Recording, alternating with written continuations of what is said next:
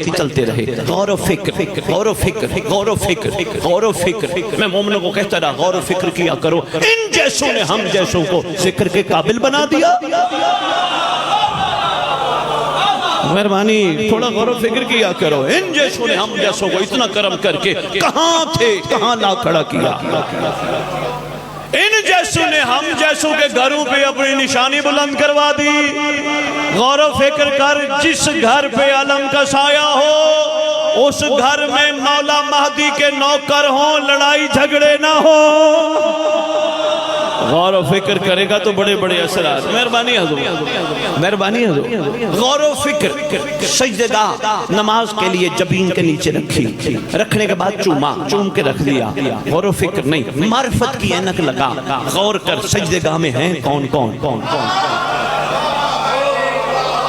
मेहरबानी, मैं नहीं चाहता कहीं हमारा टॉपिक कहीं और रुख मोड़ जाए। इशारा तनश करने लगाऊं, थोड़ा सा कभी गौर व फिक्र भी कर। इस सजदेगाह को मैं क्यों चूम रहा हूँ, बोसे दे रहा हूँ, आंखों पे लगा रहा हूँ, बार बार चूम रहा हूँ, हर नमाज के बाद बोसे देता हूँ। क्यों? गौर कर, गौर करेगा इसमें तुझे हुसैन बादशाह के साथ आशिक इकट्ठे नजर आएगा। इकट्ठे, मेहरबानी मेहरबानी, इकट्ठे नजर आएंगे। वो भी नजर आएगा जिसका नाम अज़ल की लिस्ट में नहीं था, जिससे तारीख जौन कहती है।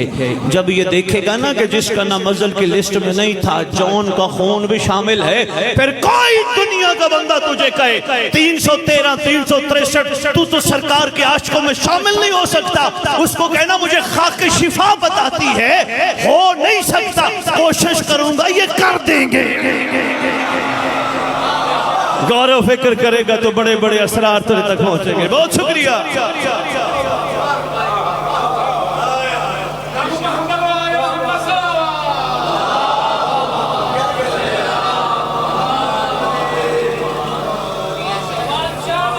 पढ़ो, गले मिलो सब दरूद पढ़ के हसद की दीवार तोड़ डालो। शेर पढ़ो तो इसमें यार के पढ़ो, ये है मिंबर की जरूरत। बहुत शुक्रिया। गले मिलो सब दरूद पढ़ के हसद की दीवार तोड़ डालो। दिलों में बुग़्ज़ व हसद रहा तो हुसैन का गम कहाँ रहेगा। इस मयार के पढ़ो, इसकी जरूरत है हमारे मिंबर को। दिलों में मेहरबानी, दिलों में बुग़्ज़ व हसद रहा तो हुसैन का गम, लबों पे ग़ीबत, दिलों में निफरत, फरेबी आंखें, मकान गस्बी। बुला रहे हो जिसे बताओ वो आ गया तो कहाँ रहेगा। इस मयार की जरूरत है मेरे मिंबर को।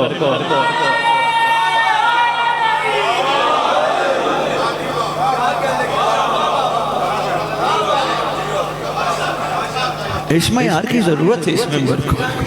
इन टूटे हुओं को जोड़ो, आले मोहम्मद के करम की एल्फी से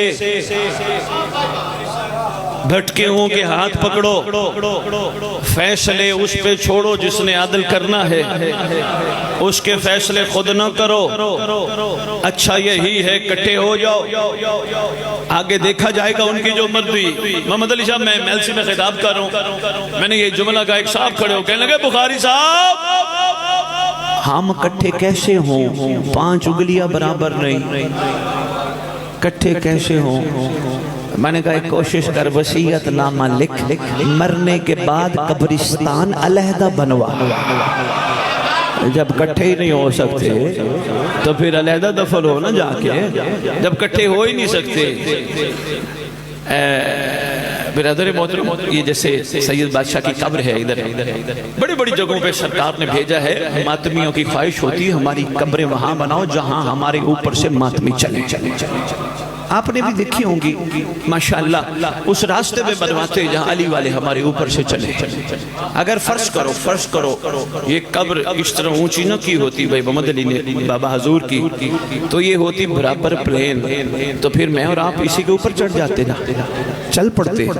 ये अगर थोड़ी आगे करके होती या किसी और की ख्वाहिश बन गई मुझे उधर दफना देना जो वो रास्ते हैं, तो फिर क्या कहने कि जूतियों के साथ आते ना, या जूतियां बाहर उतार के आते नहीं, जूतियां तो हम आके वहाँ जहाँ से तकद्दुस का सिलसिला शुरू होते हैं वहाँ से उतारते हैं। तो हजूर जूतियों के साथ आते। मशवरा देने लगा हूँ, कोशिश कर दुनिया में बातें बर्दाश्त किया कर, वरना मरने के बाद जूतियां खाएगा।